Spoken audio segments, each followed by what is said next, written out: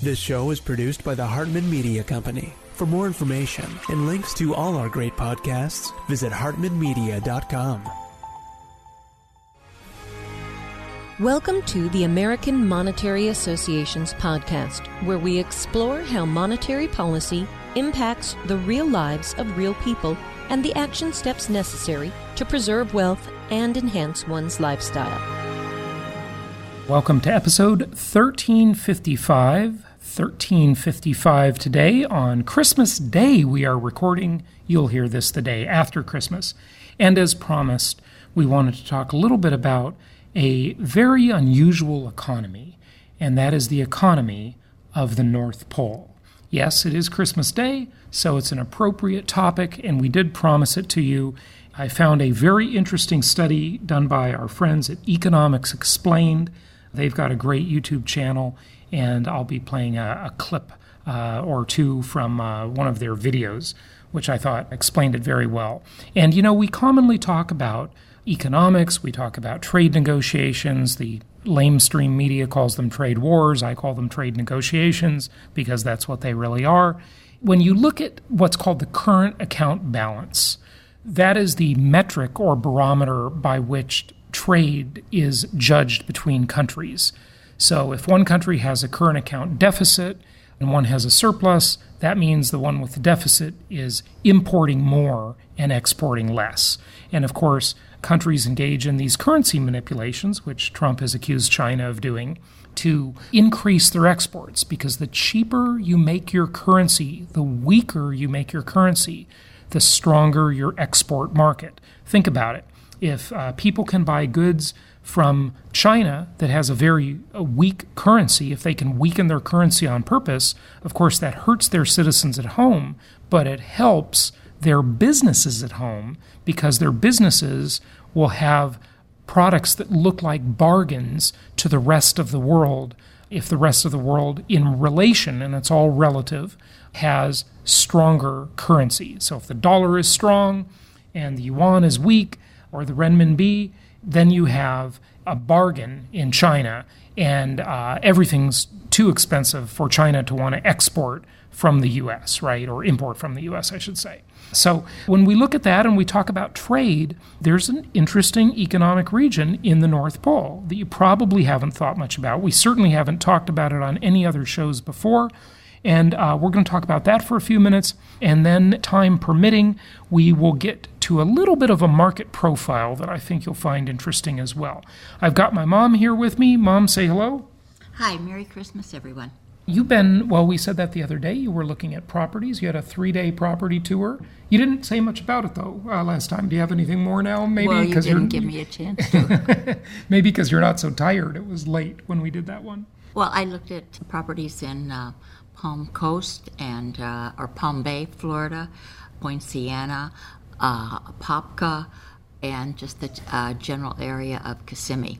Yep. It was very interesting. It seems as though those properties have gotten more expensive year by year. Oh, sure they have. And I wish I had been buying them in 2009. Of course, we all wish we had have done that. Yes, we sure do. And by the way, speaking of which, next week I hope we're going to get to a decade in review. And those of you who've been investing with us for the past decade have done very, very well. So congratulations to all our listeners and clients who have been investing with us for the past decade, because you've made a fortune. Congratulations. What a difference a decade makes. That's for sure. Mom, so let's play a little clip of this, and then we'll go from there. Almost all of the North Pole's economy depends on international trade. It exports in consumer goods and fossil fuels, and imports in dairy products and confectionery. But it has no trade agreements, meaning that conducting this business in any kind of competitive manner would be incredibly hard. Fortunately for the North Pole, they have found an ingenious way around this whole problem. What they do is call their exports gifts that are addressed to non-tax-paying residents. In most nations on Earth, there are allowances for imports that are intended as gifts without being exchanged for currency. What this is intended to do is avoid a lot of unnecessary paperwork for people who are sending things to friends or family overseas. It doesn't seem sensible that you should have to pay an import tariff on a postcard when you send it to your auntie from Europe, and so there are concessions within reason for gifts. Similarly, for the North Pole's primary import markets, the products are classed as religious offerings. Whether this is a legitimate classification of their export business, or if this is an example of the North Pole skirting international trade laws in dozens of countries, it is not an argument that I want to get into in this video. But what it does do is beg the question though, how does the North Pole generate revenue from these exports? So that's the current account of the North Pole. In limited press releases, the chairman and CEO of the North Pole Economic Region, Nicholas Claus, insisted that the primary driver of their exports was foreign aid directed at the good children of the world. Skeptics have noted that if this was purely virtuous foreign aid, then this would represent a foreign aid budget many times larger than even the most influential nation economies in the world. The most generous country in terms of foreign aid in the world today is China, which provided over $60 billion worth of foreign aid to over 140 nations in 2018. Now, these donations mainly took the form of development projects that would provide a boost to developing a country's economies, but would also serve to secure Chinese influence in up-and-coming markets throughout the world. So while on the surface it seems lovely and fluffy and charitable, there is real hardcore geopolitics influencing this philanthropy. The North Pole does not release a national budget, and so its foreign aid budget is a little bit harder to determine, but it can be reverse engineered. Curiously, the North Pole provides foreign aid almost exclusively towards children's initiatives, and, more specifically, it is directed towards individual children that believe in the fundamental ideologies of the North Pole and its leader. This selective aid has caused controversy, but at the end of the day, it is their budget to do with what they please. But this selectiveness does make it easy to estimate their budget. There are 2.2 billion children in the world as of 2019, of which 1.2 billion recognise the North Pole and its leader. A Gallup poll noted that the average child between over 50 countries received gifts worth $70. What this would mean is that the North Pole's foreign aid budget is roughly $84 billion annually. Did you catch that? That is a huge budget coming from an economic region that you probably haven't even thought much about. So what do they say? Exporting about $70 on average to, I think, 2.2 billion kids, something like that. That is a giant foreign aid project. So, you got to hand it to the North Pole for doing that. Thank goodness for kids.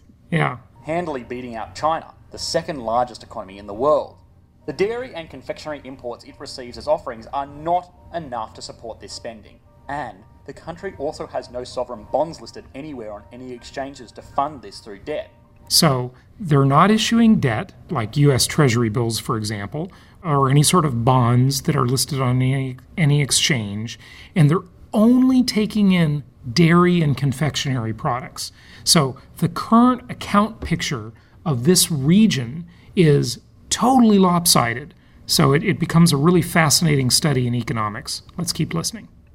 Of this, its domestic consumer market is very small, on account of a majority of its workforce being comprised of unpaid manufacturing interns, which work under the North Pole's Employment for Low Fare scheme. So under the Employment for Low Fare scheme, the ELF scheme, these workers are very inexpensive. And when you think, like when I was talking the other day, we did that show about Africa and the amazing potential opportunities there. And I talked about how Nixon opened up China, and I believe he foresaw massive inflation that would hit the U.S. if we couldn't find cheap labor abroad. And that's, I believe, was at least one of his reasons for his historic trip to China. And now people are looking at that as a possible, as wages in China go up, as Africa is a possible opportunity for inexpensive labor as well. And I talked also about importing labor by having this sort of open border policy that we've had and getting immigrants to come into the U.S., mostly illegally, of course, and this is a hot topic of debate. But again, that is inexpensive labor that if it did not come in, would have caused inflation, would have caused a lot more inflation in the system. So at the same time, you have the government spending irresponsibly, printing money irresponsibly.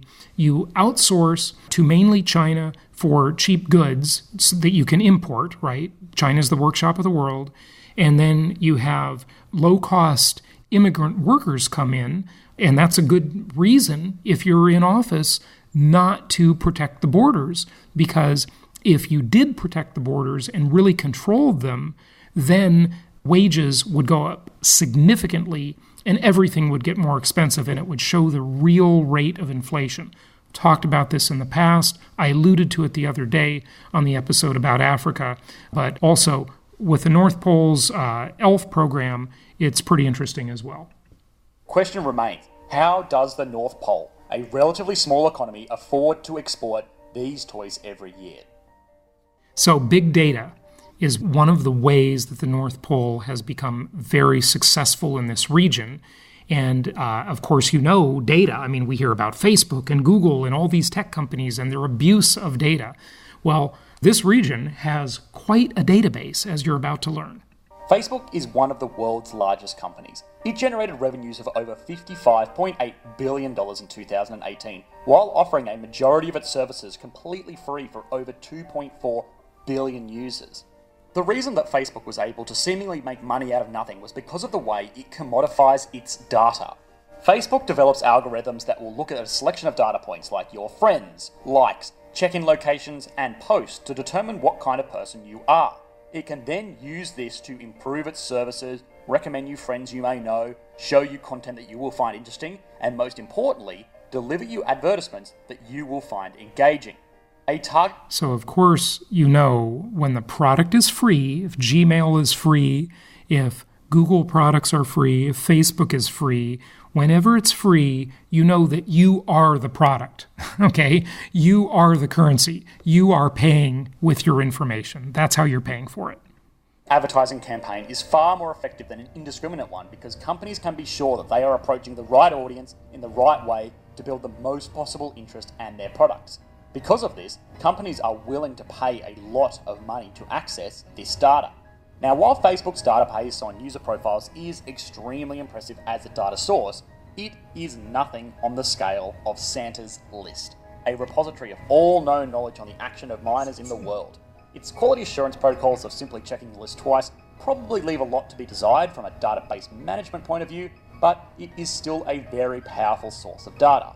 Now, the North Pole Economic Region insists that user data collected on Santa's List is purely used to facilitate the services that the North Pole provides to naughty or nice users, and it is used to determine the allocation of consumer goods or natural resources. But critics have noted that such a data source could produce the billions in revenue that the North Pole seemingly lives on at the end of every year. So, a few final thoughts and we'll wrap this up. The North Pole's Special Economic Zone is truly an interesting case study in how one micronation can both facilitate and live off its interactions with the nations that support it. It is very hard to speculate about the future of the economy. It was obviously one of the first major industrialised zones in the world that has since been able to produce output from their workshops on a consistently huge scale. But it is still subject to many loopholes. And, if major political figures are to be believed, the very foundation of the North Pole is under attack. So, could this be another manufacturing economy destined for a great stagnation? Well, no. In reality, the North Pole has a lot of things right.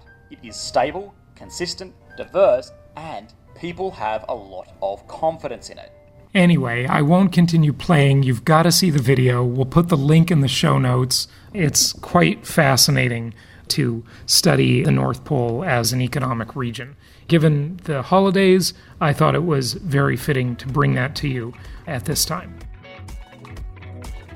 Thank you so much for listening. Please be sure to subscribe so that you don't miss any episodes. Be sure to check out the show's specific website and our general website, hartmanmedia.com, for appropriate disclaimers and terms of service. Remember that guest opinions are their own, and if you require specific legal or tax advice or advice in any other specialized area, please consult an appropriate professional. And we also very much appreciate you reviewing the show. Please go to iTunes or Stitcher Radio or whatever platform you're using and write a review for the show. We would very much appreciate that. And be sure to make it official and subscribe so you do not miss any episodes. We look forward to seeing you on the next episode.